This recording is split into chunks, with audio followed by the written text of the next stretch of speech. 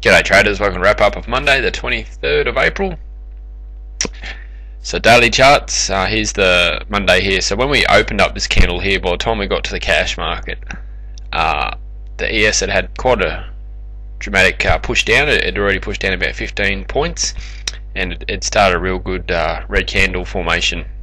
So you can see again, we keep talking about these sellers holding resistance, and they're really looking like now they want to come down and test this swing low. It got quite close there during the day, but it's an area I thought definitely possible for the market to come down and test that area, even possibly break it. We might see that happen over the next few days. So more of a seller's perspective, probably about 70% sellers to 30% buyers. But again, you got to understand that the buyers are still lurking around. It's like it stages around in this uptrend here. The buyers are really dominant, but they haven't really showed that. The sellers haven't showed that same dominance over here. They're in control for sure, yes, but you can see it's still got a little bit of sideways movement, even though they are grinding or pushing this market down. With that in mind, the market continued to sell off, and you can see just in the pre-market, there was quite a decent sell-off. It kind of rested, came up to the open of the ES, and then again it started pushing down, and where we almost got to that previous swing low that I was talking about and looking at breaking into new sellers territory. From there they started to have a bit of a retracement, and in this area here all the other markets started to get a bit of an upwards formation or a holding formation. As this market was pushing back and this predictive average was crossing to the upside, it looked quite evident that the sellers weren't going to have it all their way, and maybe a new trend was coming. And from there, that's exactly what happened. And they continued to push up and definitely started breaking back up into kind of buyer's territory. You can see there's a little bit of a swing low, which you can see over here on the 1 minute chart, shows it quite well. So the market started breaking back up into that territory there, and that gives quite a bit of evidence that the buyers are around. From there, a 5 minute sell looked like it was starting to form.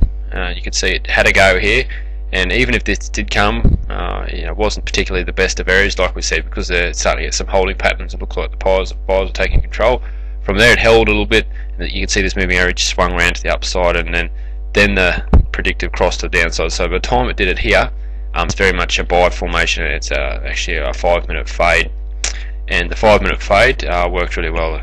It shot off from there, but again the area was still a bit 50-50. In hindsight, you can see it's worked quite well, but watching these markets live, it was kind of right in this balance area. And, there's definitely more buyers around at this stage, so more on the buyers side, but still a difficult one to take, and it certainly wasn't clear cut.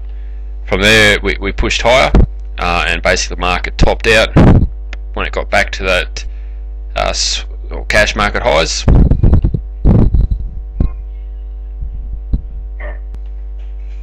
And then the market, I guess we're coming out of lunch here, and went through a bit of a funny stage. It looked like it was starting to push down again now, and all the other markets were not necessarily getting major selling formations, but it looked like these buyers might have sort of had their last dash right up here, and you can see the market pushed down, formed another shoulder, then it broke that little swing lower and started going again. So this was definitely potentially an area to sell. I thought this area had some value.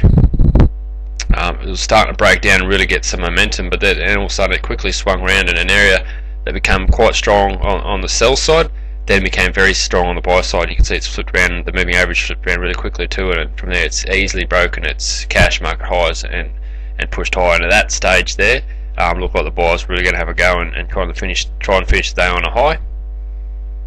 I think this was probably the best trading area of the day, looking for some sort of buy setup.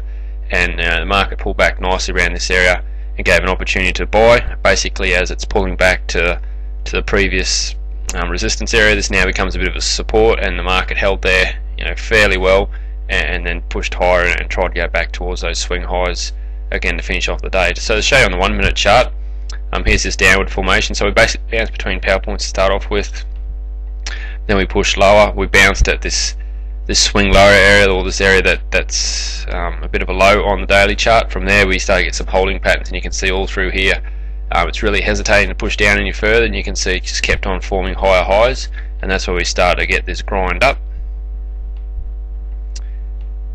From then, a lot of power points were hit. Then there's this kind of this sell formation coming, so it pushed down, pulled back, started pushing down again, and this is where it really started to break to the downside.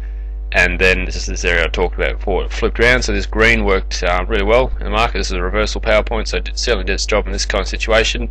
And from here started breaking higher, and this power fade here was always one that was going to work because there's a lot of momentum on the upside. There was power fade sitting right near the highs, and it looked like the market was always going to break those highs and go further, just because all the markets were breaking at once. So this is where the buyers really came in strong, and then I guess any sort of pullback power point is ideal. So this is the one that sort of lined up the 5-minute pullback charts as well, so you can see this area's held quite well, and then from there it just pushed a little bit higher to finish the day. So overall, a few trends. We had some sellers, then it looked like we had some buyers, and then it sold off again temporarily before really finishing strong on the buy side. So a few opportunities there, that's for sure. And yeah, so that's a wrap up for Monday, and we'll speak to you guys on Tuesday.